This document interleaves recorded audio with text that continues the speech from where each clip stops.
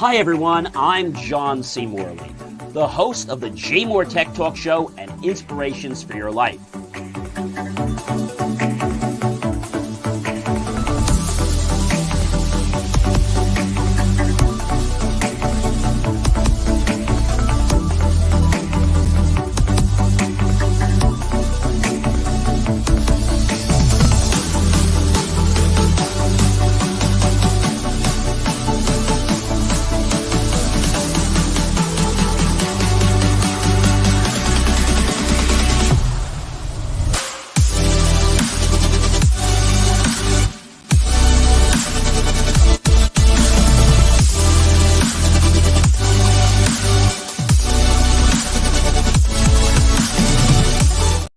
Hey guys, good evening. It is John C. Morley here, serial entrepreneur. You're tuned into the JMOR Tech Talk Show, and welcome to the very first Friday, yes, 9/1/2023 of September. Welcome, everyone. If you're new here and you are watching the show, well, go ahead and grab your phone and launch the camera app, point over the QR code, touch it just like that, and you'll get my link tree. If you're not watching us, but you're listening to us like on an audio podcast, then be sure to go to believemeachieve.com for more of my amazing, inspiring creations, including a great story that is on there. Lots of great stories, including some good reels, and also the interview of a restaurant that makes pizza. Actually, they're a takeout only, and they make pizza using RPA, or robotic technology. So definitely check that out. All right, ladies and gentlemen, you know how we roll. We have a great new show every single Friday. Sometimes we have guests, sometimes we don't, but we always have amazing topics. And tonight is, yes, JMOR Tech Talk Show Series 2, second year, show 35. Wow, that's pretty amazing. Let's get right into the show, shall we? Great. So, threat actors exploiting unpatched Juniper Network devices. What's all this about? Well, there were a series of vulnerabilities in the Juniper Networks firewalls and switches that appear to be, let's say, getting exploited in the wild to enable remote code execution with thousands of devices. And this is a big problem. So users of Juniper Networks SRX series firewalls and EX series firewalls are being warned to patch 4 different vulnerabilities affecting the Junos operating system as a matter of urgency after the exploitation was recently detected. So, as we know, Juniper did release a statement a while back, and the 4 vulnerability chains are as follows. There is a CVE 2023-36844, which is a PHP external variable modification vulnerability in the JWeb management. A CVE 2023-36845, a second PHP external variable modification vulnerability affecting the Junos OS on both the EX and the SRX series hardware, with the same impact as the first. The third one is a CVE 2023-36846, a missing authentication for critical function vulnerability in Junos OS on the SRX series devices, which allows an attacker to cause limited impact to the file system integrity by using a specially crafted request that doesn't require an authentication to, yes, upload arbitrary files via JWeb. Yeah. This may also allow chaining to other vulnerabilities. CVE 2023-36847 is a second missing authentication for critical function of vulnerability affecting Junos OS on EX series devices with the same impact as the third CVE. So, a comment recently from Bose said, and I want to quote, actually he made a statement. I quote, "The attack chain does not allow for operating system level RCE, but instead RCE in a BSD jail. A pared back environment designed to run a single application, in this instance, the HTTP server, which have their own set of users and a root account limited to the jail environment. This would not, however, make it of any less concern." Close quote. So, bottom line, if you have one of these two types of Juniper devices, an SRX series firewall or an EX series firewall, make sure you patch them. I think that's the bottom line here. And ladies and gentlemen, Mastercard to end the crypto card partnership with Beyonce. What's this all about? So the payments giant Mastercard is set to end its co-branded crypto card partnership with Beyonce, with 4 pilot programs in Argentina, Brazil, Colombia, and Bahrain due to the end of around September 22nd. And this was by a Mastercard spokesperson who confirmed the fintech venture is over. The spokesperson added that this timeline provides cardholders with a wind-down period to convert holdings in their Beyonce wallets, and that there is no impact on any other crypto programming. Beyonce's customer support team wrote on X last week, quote, "The product, most debit cards, has been utilized by Beyonce's users to pay for basic daily expenses, but in this case, the cards are funded with crypto assets. Only a tiny portion of our users, less than 1% of users in the markets mentioned, are impacted by this. Users of this product will have until September 21st, 2023, when the card will no longer be available for use," close quote. So the question you might be asking is, why? Why is the big question. Why is Mastercard ending their relationship with Beyonce?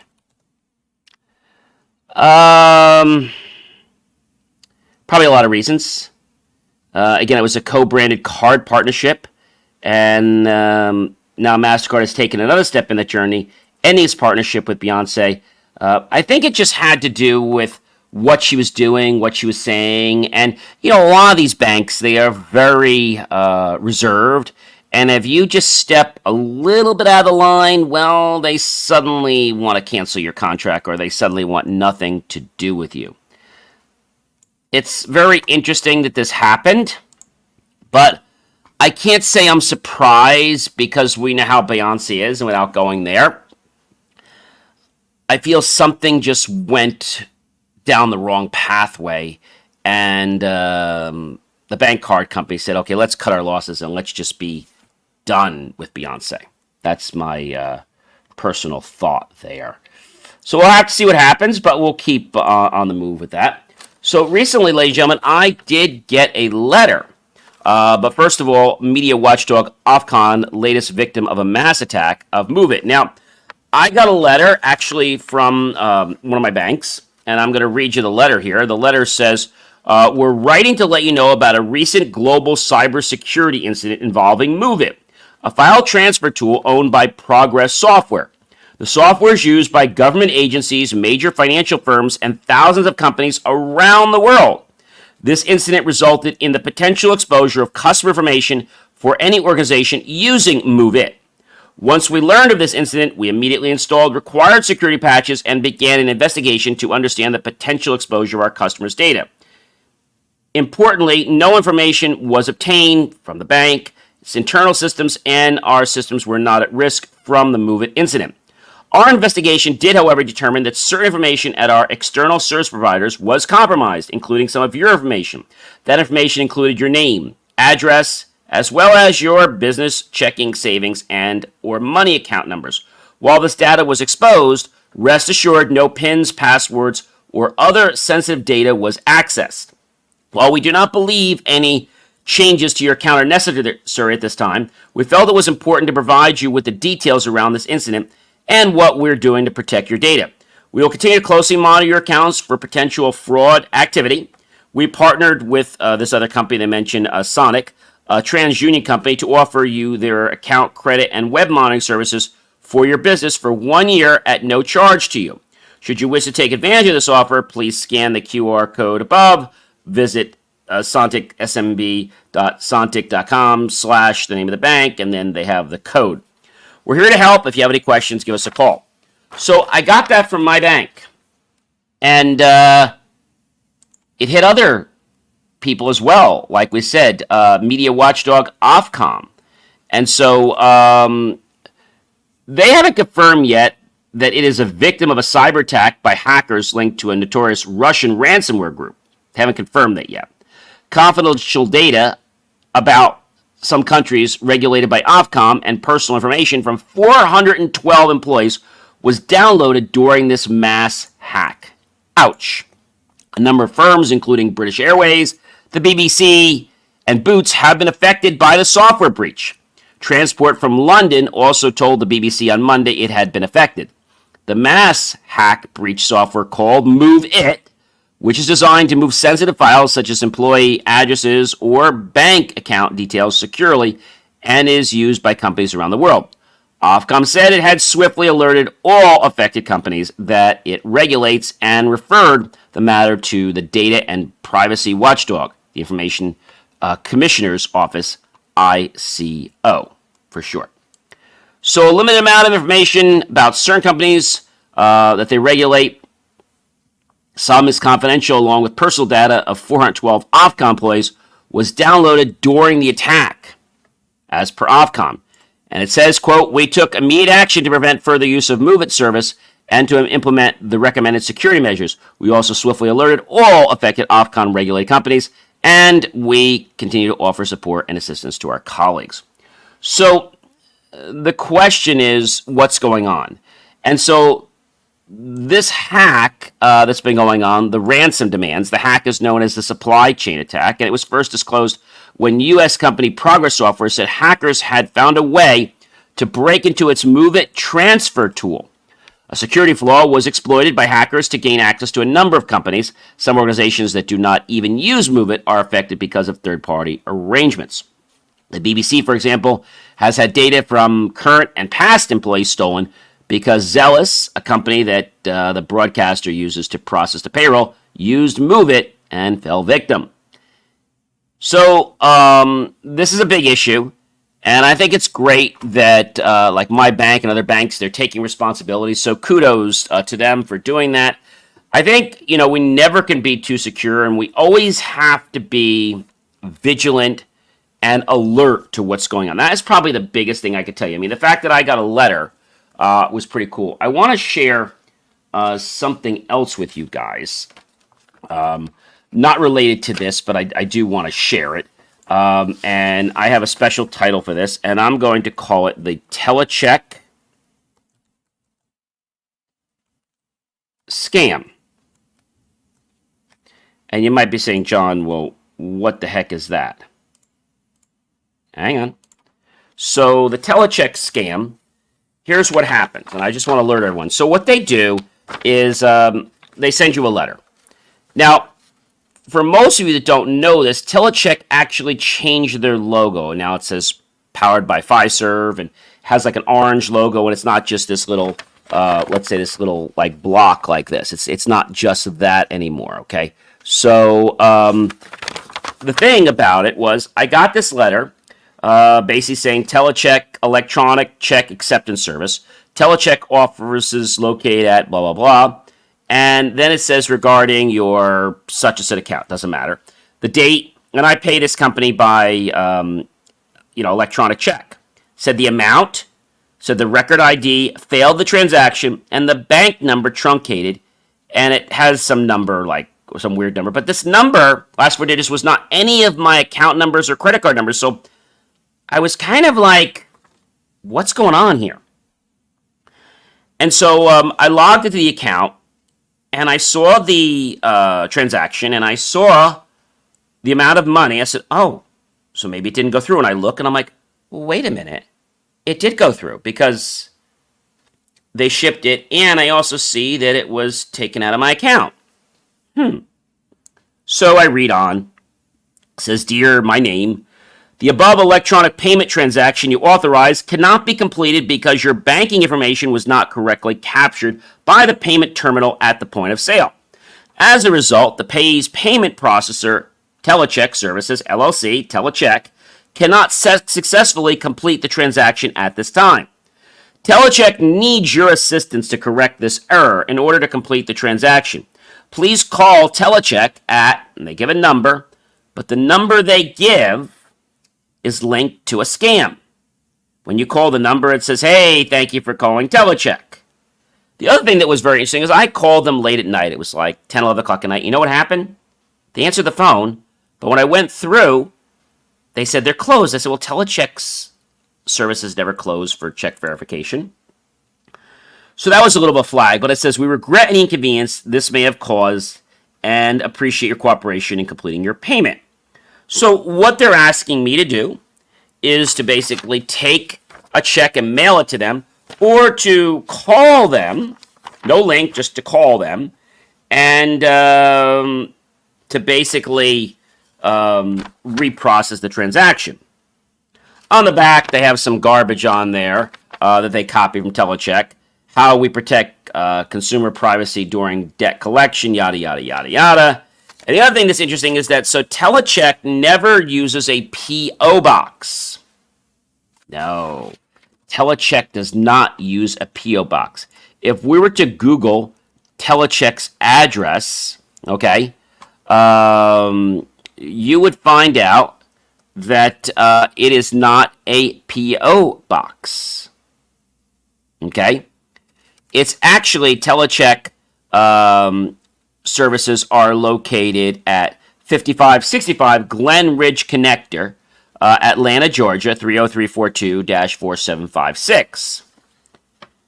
And according to this, it tells me to return to Mail Processing Center, P.O. Box 674, etc., Marietta, Georgia, electronic service requested. So this seems very legitimate because it comes from Telecheck. So when I went to Telecheck's website, because I said it's possible, right? But I something didn't smell right. Like when I told you I made the phone call and all these things. So if we go to Telecheck's website, okay, this is the thing that was really eye-opening to me. I went to Telecheck's website and I saw their logo. So the logo looked close, but not exact. Telecheck was actually done in two colors.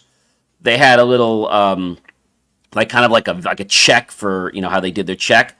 Now, when I look at my picture of the check, I just want to show you guys something here.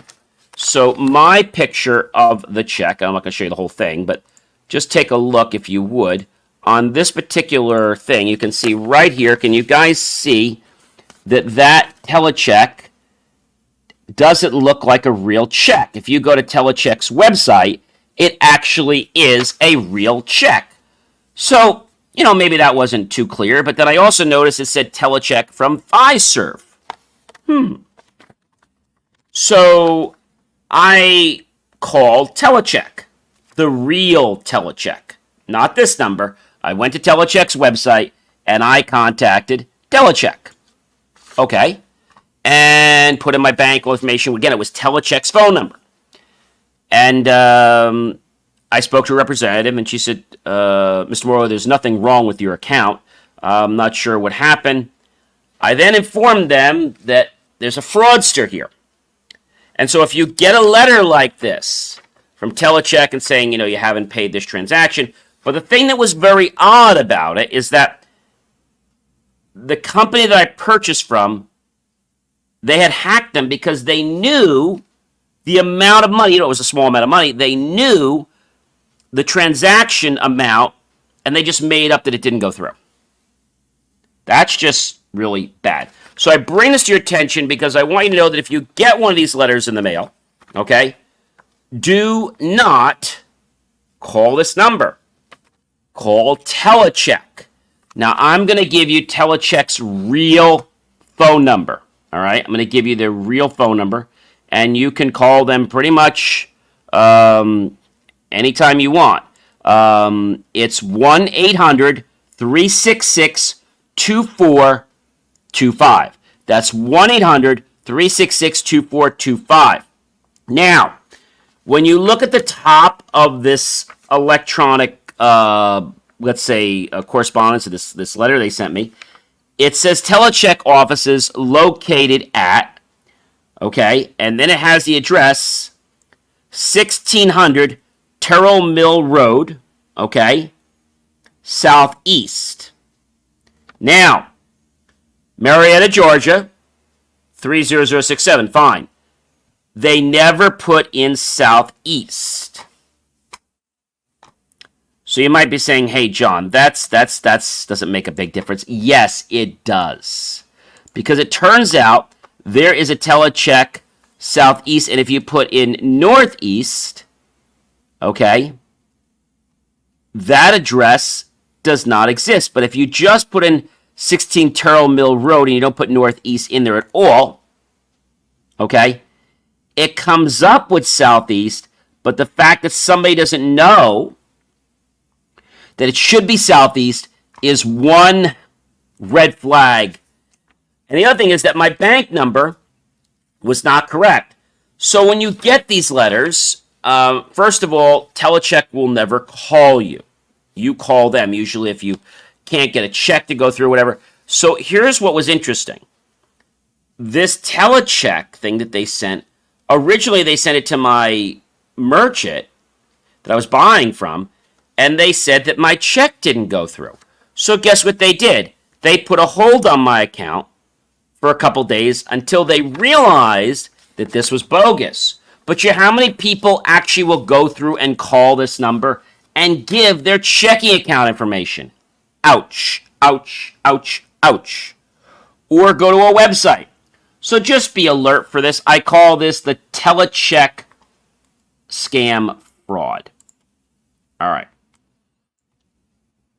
And let's move on to something else that's pretty interesting. Let's move on to The Guardian, who blocks ChatGPT owner OpenAI from trolling its content. Ooh.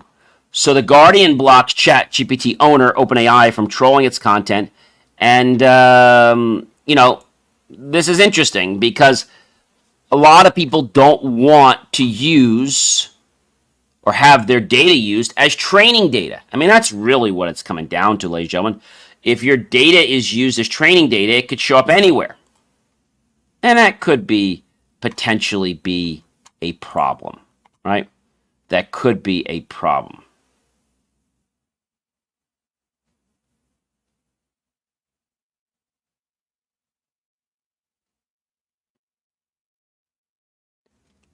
I will tell you that it's up to you to be smart when you get these letters.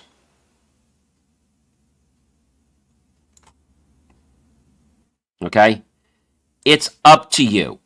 And so don't be someone that's just going to just call because they're like, "Oh my gosh, they're going to come after me. They're going to take you to jail." All these things, they're all bogus things. And they're doing this to scare you. And the funny thing is, when I called this number, okay? When I called this number, and I don't know if we're going to be able to get them on the phone right now, but I'm just going to try right now. Hang on. Going to call them. It's kind of cool. You can hear that there.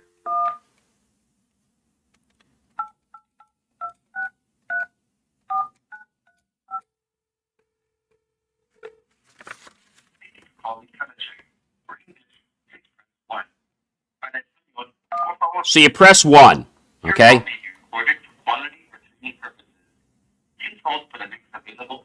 Now watch this.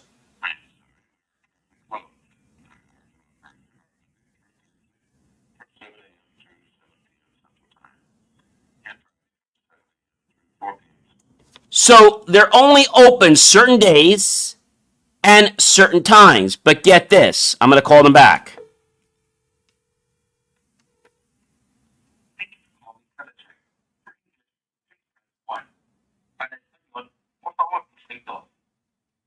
I'll press 1. Your call may be recorded for quality or training purposes. Please hold for the next available agent. I'm sorry. You can't do anything when you just press 1. That's all you do. So if you want to call the real telecheck, let me let you know what they sound like. They're a lot different.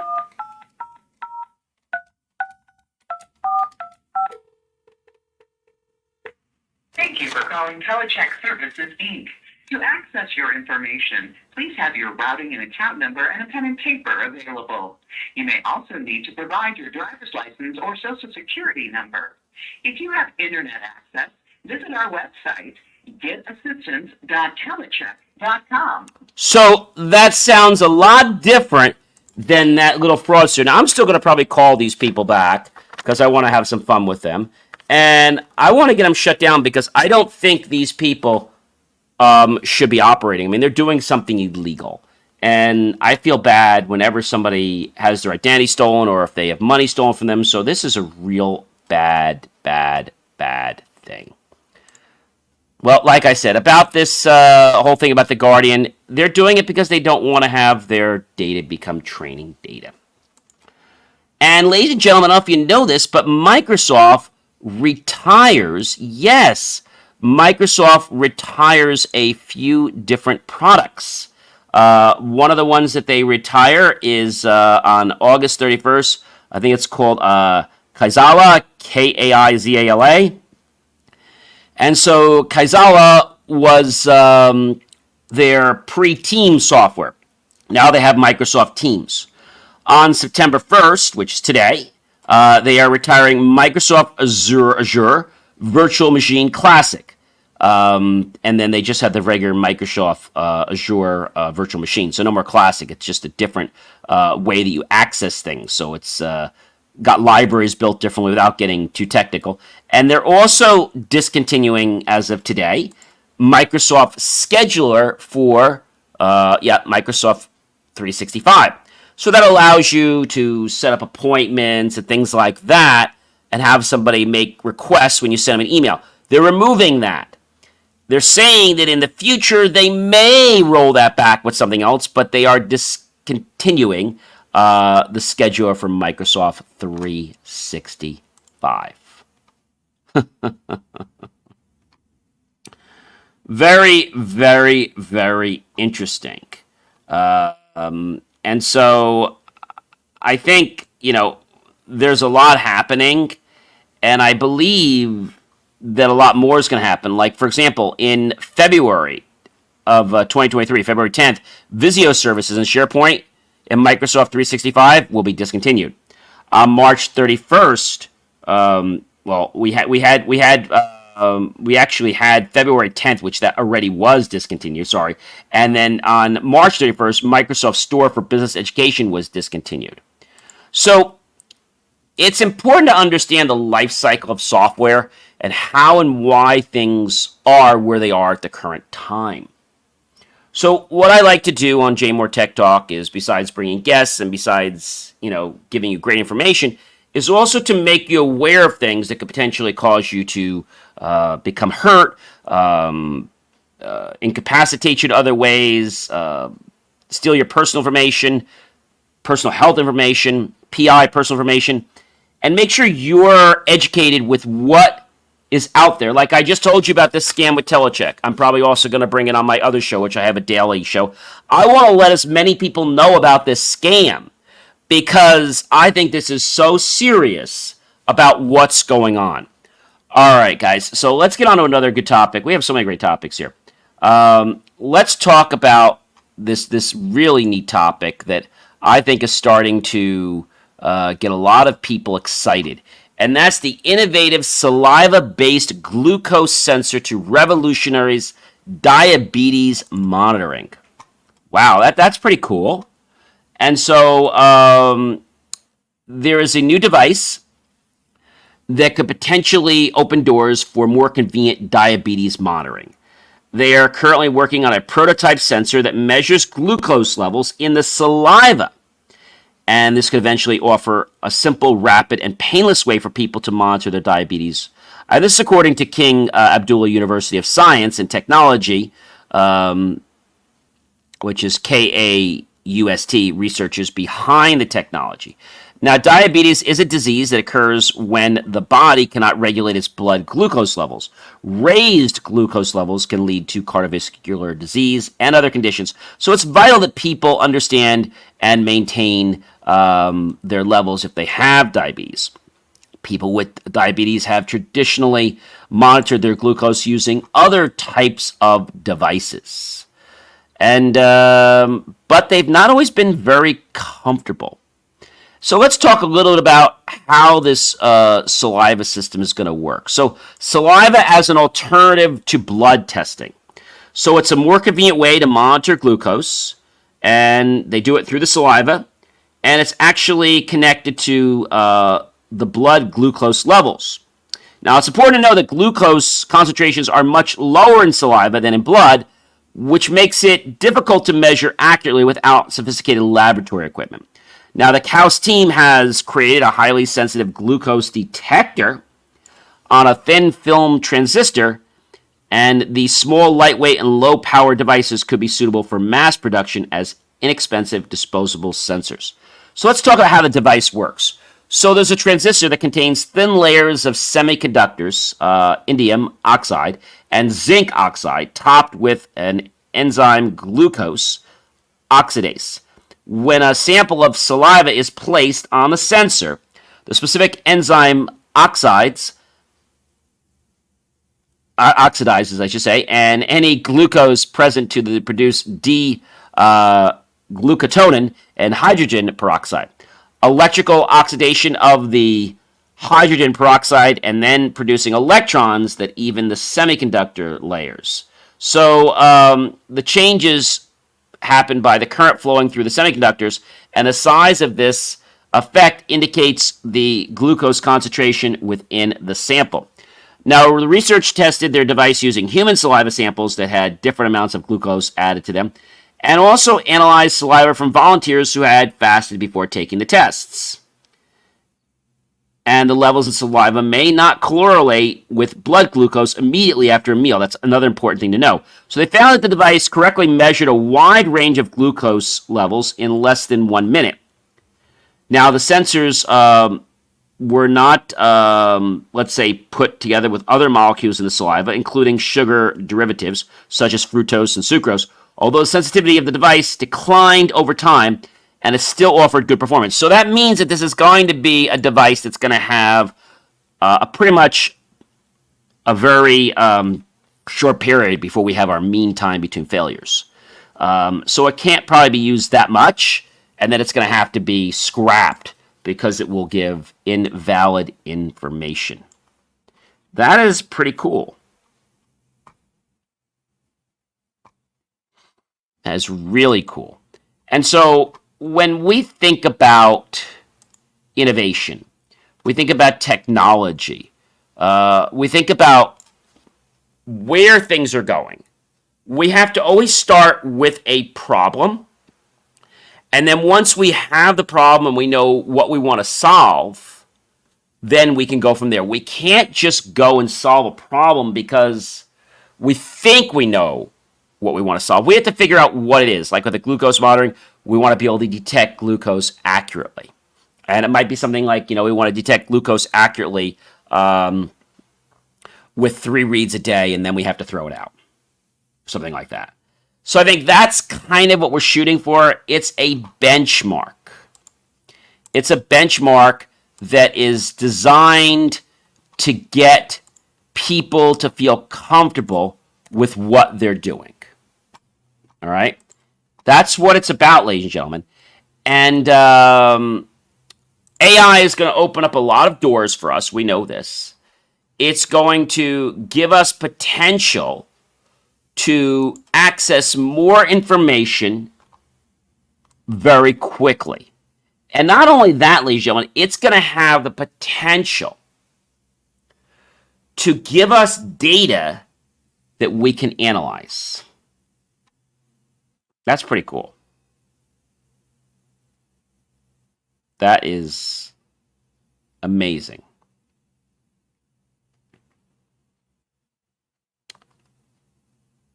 I will tell you that when we think about technology and we think about health, a lot of people don't quite understand it.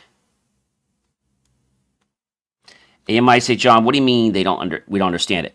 Well, we don't understand it because there might be a misconception of what's expected. There might be, how can I say? There might be something that looks one way but it really doesn't look that way.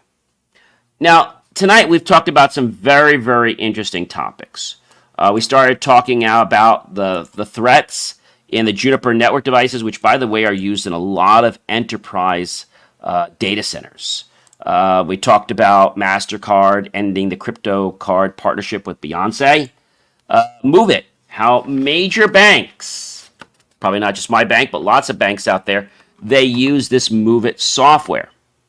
And, these are things that I like to share with you guys because I feel that when you guys learn about this, you can prevent this from happening. Okay? Again, MOVEit is designed by Progress and Progress Software. And they market themselves as saying they're secure, audible, automated, and compliant file transfer on-premise and in the cloud. But we always have to realize that there's a potential that somebody could be coming in the back door. Even if we didn't leave it open, somebody else might have left that open. So I always say we have to be monitoring and testing everything. Regardless of whether it's like the Rolls Royce of software, we still got to make sure that it's going to be secure. And if it's not, we got to take steps, okay?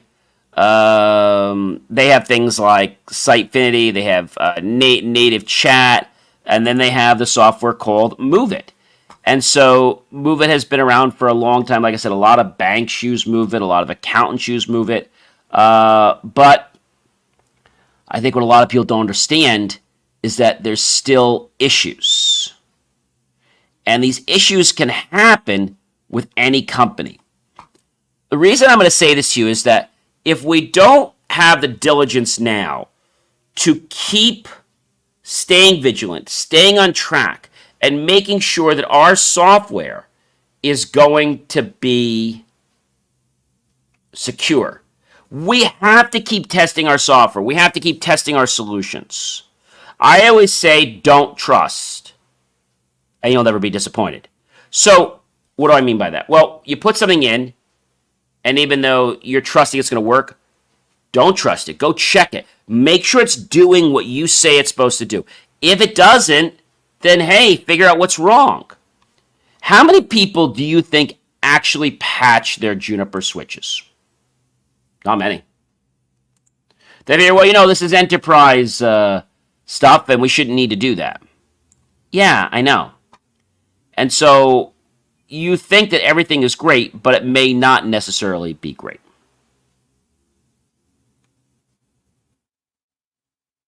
And so Progress makes, they make Sitefinity, which is like it's like a CMS website. They make native chat. They make Kendo UI. They make Telerik. That's another one of the products that they make. So they make a lot of things. They make Data Direct, empowering applications with enterprise data to connect. So that's another thing that they do. And they also are known for something called Corticon. And Corticon is decision automation to transform user experiences and streamline operations. But I want to tell you something. If one piece of software has a vulnerability in it, you can bet that their core has a problem. If their core has a problem, guess what? Every piece of software that company owns has probably a potential, let's say, backdoor in it. You understand? And although, we're hearing a lot about MOVEit and hack that because of what's going on, but I'm sure there's other software that's like this.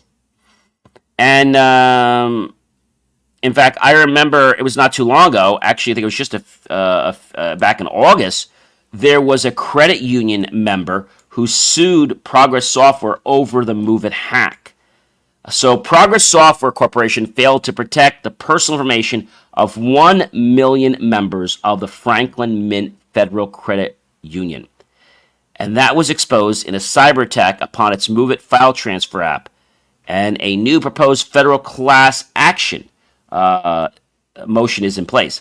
The lawsuit is the latest against Progress following the MOVEit attack allegedly carried out by the CLOP criminal hacking group, which resulted in the theft of data from dozens of organizations and government agencies in the U.S. and Europe. You might be saying, so who is the CLOP criminal group? I knew you were going to ask me that. So the CLOP criminal group is very known on the dark web, and what they do is they publish victim names on the dark web. The names and company profiles of dozens of victims of global mass hacks have been published by this cybercrime gang, holding their stolen data to ransom. And not too long ago, 26 organizations, including banks and universities, had been added to try to pressure victims into paying. U.S. federal bodies have also been targeted, and ransomware gangs like CLOP use their leak sites to name and shame victims into paying by posting company profiles. It's a well concept, but it's really terrible. So once CLOP names companies to its data leak site, the group will start its rounds of negotiations with affected organizations, demanding ransom payments in order to avoid their data being breached. Very interesting. And the hackers will hope that the victim will make contact and set a deadline of how long they have before their data is made public. So not only are they grabbing their data, encrypting their data, but they're taking their data and they're making that confidential, that personal information, that personal health information. They're making that public. And when you are a company, chief technology officer, chief financial officer, chief executive officer, you have a responsibility to your stakeholders, to your customers. And if something is being breached, you need to take steps. First of all, let everyone know, and you also need to make sure that it is remedied. And if anybody has a problem, then guess what? You've got to reach out and say, you know what? We were hacked, or we had this potential issue.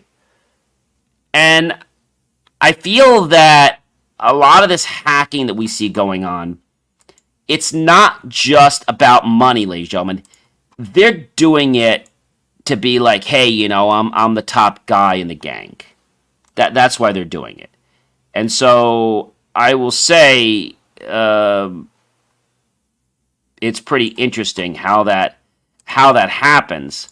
But this is going on all over the place. I mean, all over the place. And you might be saying to me, hey, John, you know, why? Well, they're doing it because they feel that they can shame people into paying. But if you have backups of your data, right? Now, let's say that they get your data, all right? First thing, the data, if they get it, the data should be encrypted, number one. It shouldn't just be readable very easily. And I think you've got to do internal audits as well as external audits, penetration testing, and you've got to know who's on your network, who's in your neighborhood, right? You got to know your neighbors. And some of your neighbors are good, and some of your neighbors are bad actors. And if they're bad actors, well, you got to ban them from your neighborhood. You've got to do this either in a systematic fashion or a manual portion. And a lot of people use systematic systems to monitor this and then still get recommendations on what decisions should they make, what action should they take. And see, no one ever wants to do anything until they're in trouble, until their data's lost, until they're, you know, up against a wall. So the question is, how do you not get up against a wall? Well, you employ technologies that are going to keep monitoring it, and you become proactive rather than reactive. Anyone can be reactive, but taking the time, the money, the resources, and setting up a plan to have a proactive cybersecurity plan, is what's needed. And if you do that, you have a better chance of mitigating anything coming in. So as soon as something hits your firewalls or hits your network, like, wait a minute, that doesn't belong here. It's also important to know that if you have contractors working for you, that you keep very tight reins on what somebody has access to, for how long. If you give somebody a VPN and they're leaving the office, well, if they're not logged in so many days, deactivate that VPN. You don't have to delete the account, but deactivate it so nobody can get in. I think a lot of people out there just say, oh, he's on a trip or she's on a trip, and oh, they're good people. Yeah, they're good people until something happens. And now they're crunched against the wall and they're like, well, this is all I got. I guess I hate to do this, but I guess I better abuse it because I don't have anything else. And see, this is what's happening. You need to employ technologies that are going to manage your network internally, external, especially the BYOD, bring your own device.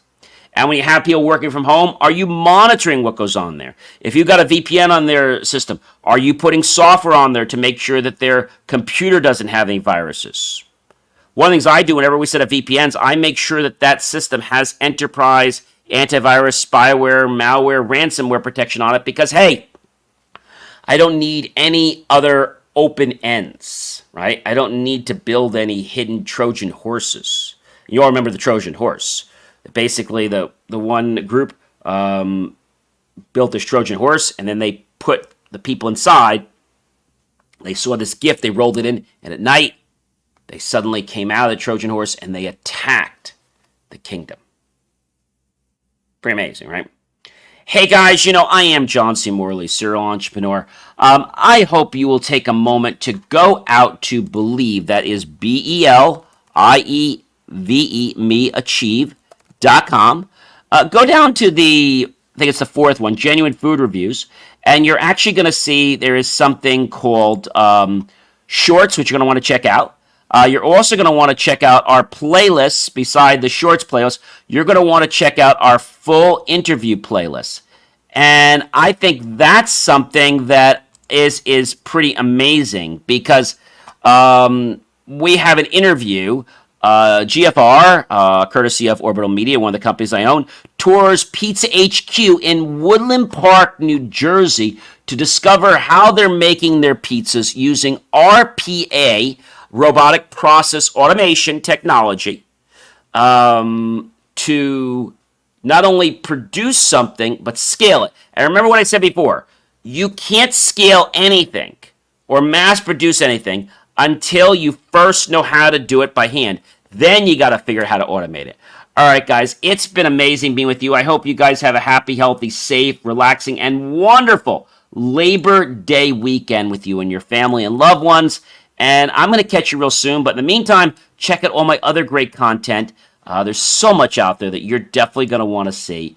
And I hope you guys will adhere that if you get either something from MOVEit or if you get something from Telecheck, don't be a victim.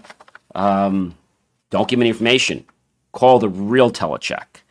Because it's funny how they go through all this time, effort, money to set up bogus phone numbers. The guy who was on the recording didn't even sound like somebody that was reliable. All right, guys, you have an amazing night. Click on that Believe Me Achieve link. Go to the Key Help Keep Our Content Free and make a choice. Click on it, buy my team and I a cup of coffee, a bowl of fruit, a scrumptious bowl of desserts.